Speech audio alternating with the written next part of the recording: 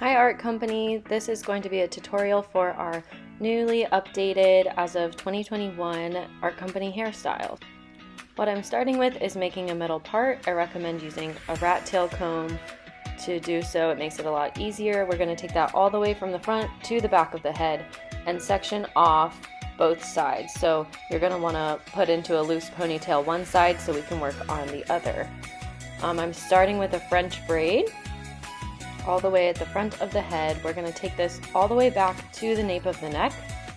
There's a million tutorials on YouTube for French braiding, but how I like to do it is section off 3 sections of the hair and then taking the outside section, crossing it over the middle section, and then each time we do that we're going to add hair into that outside section before we cross it over. So it's really as simple as that. We want to make sure too that we're pulling the hair really close to the head, so you're gonna kind of have to pull a little harder than might be comfortable for some, so keep that in mind that we need to make this nice and tight so that it'll stay for stage all day. So really pull that hair close to the head as best you can. Then once I get to the nape of the neck, I'm just going to take all of the hair and start regular braiding it down all the way to the end. And we're going to loosely tie that section off while we work on the other side of the head.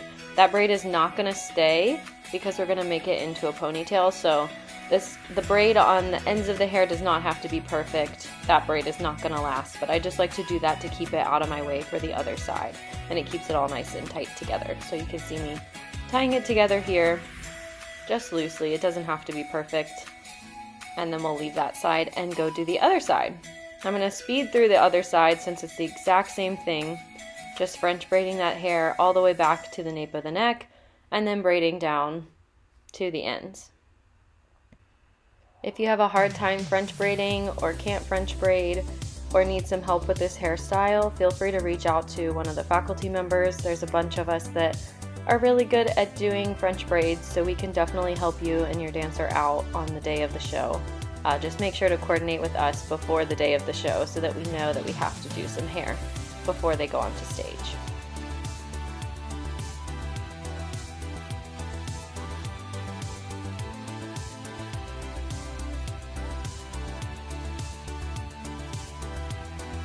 Now we've finished up braiding both sides, so we're going to take a nice big hair tie, especially if you have thick hair like our model Evie here. She has really thick hair, so she has a huge hair tie, which I recommend. If you have thin hair like me, you don't need such a thick hair tie.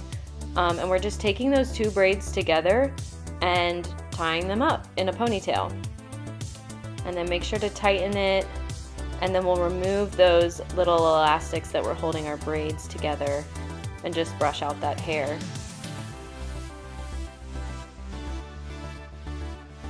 And now I'm just fixing any little bumps I have, taking a regular bobby pin. And I love French braids for this reason, because you can hide mistakes really well rather than it being a completely slicked back hairstyle where it's really hard to fix any bumps. Braids are really easy to hide it in, so you can kind of just tuck the bobby pins into the braid and you're not going to see it at all. Then we're taking hairspray, smoothing out all those flyaways. If you have a lot of flyaways or really stubborn baby hairs, I recommend using hair gel. But Evie's was not so bad, so we're just using hairspray for her today. And there's our final look. For our ballet dancers, we would wrap this up into a bun.